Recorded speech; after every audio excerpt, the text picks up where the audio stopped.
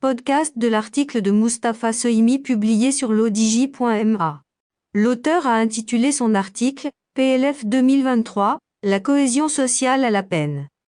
Il commence son article ainsi. Avec le projet de loi de finances 2023, le gouvernement n'a pas franchi le pas et osé prendre les mesures attendues, de nature à faire sens à son discours de réforme. Le gouvernement ne s'attendait certainement pas à cette fronde, ici et là, à propos de son projet de loi de finances 2023. D'ordinaire, l'on relève des prises de position voire des postures, qui sont autant de figures imposées en la matière. Mais ces semaines-ci, la mobilisation est générale et regarde surtout les professions libérales. À noter ici au passage, ce que l'on peut appeler la retenue de la CGEM et des syndicats dits représentatifs.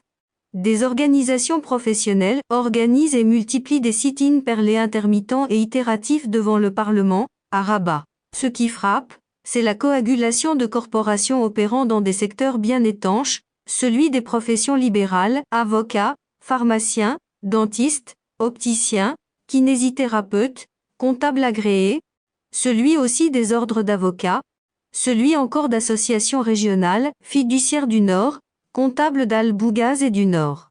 Ce qui est en cause intéresse le projet de la loi de finances, qui veut instaurer une retenue à la source de 20% sur le chiffre d'affaires, sous forme d'avance sur l'impôt annuel.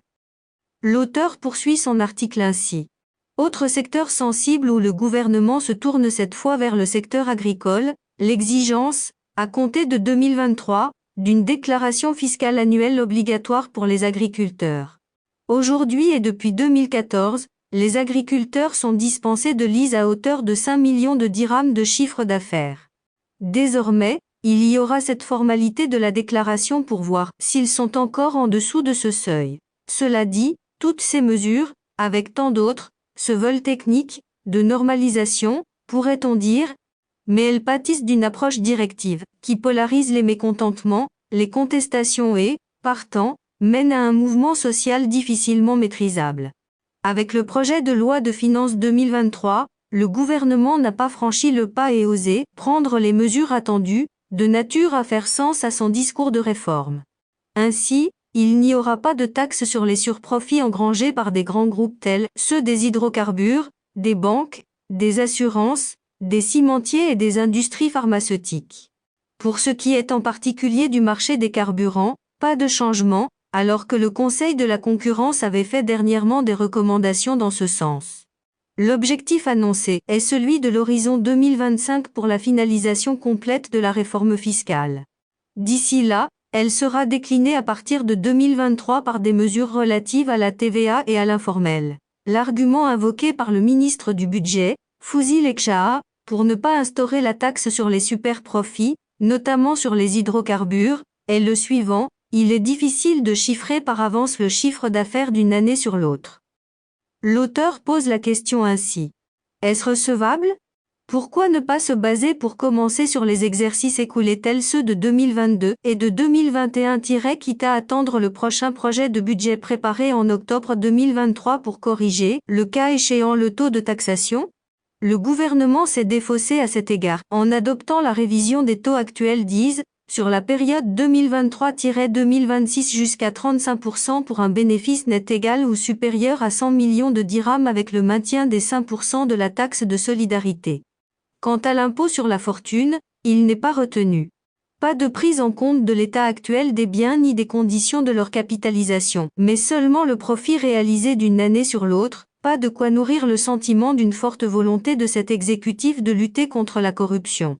Force est de relever, avec le président de l'instance dédiée, INPFLC, Bachir Rachdi, le 1er novembre, que la gestion du dossier de la lutte anti-corruption a connu une certaine stagnation durant les 2 dernières décennies.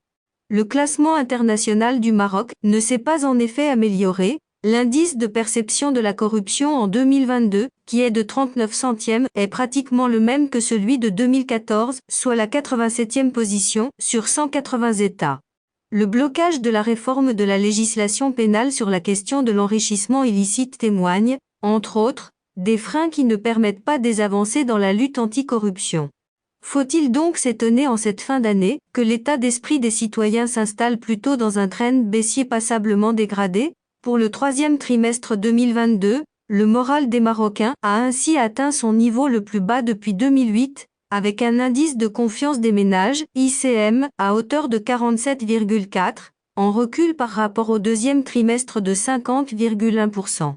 Selon l'enquête de conjoncture du HCP, plus de 80% ont vu leur niveau de vie se dégrader au cours des 12 derniers mois, et 50% d'entre eux s'attendent à une régression de leur niveau de vie pour la période d'octobre 2022 à septembre 2023.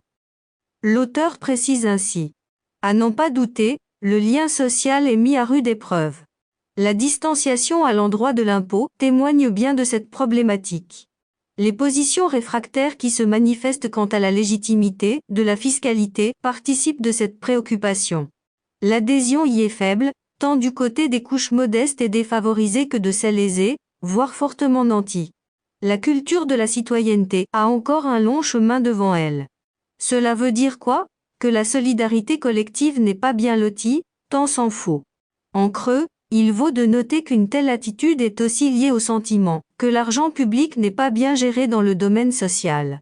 Ce qui est mis en avant, souvent de manière confuse et même brouillonne, intéresse plusieurs domaines, les inégalités sociales qui s'aggravent, les disparités territoriales aussi, le déficit de mixité sociale qui se manifeste déjà dans le système scolaire, public, privé, missions culturelles étrangères, puis universitaires.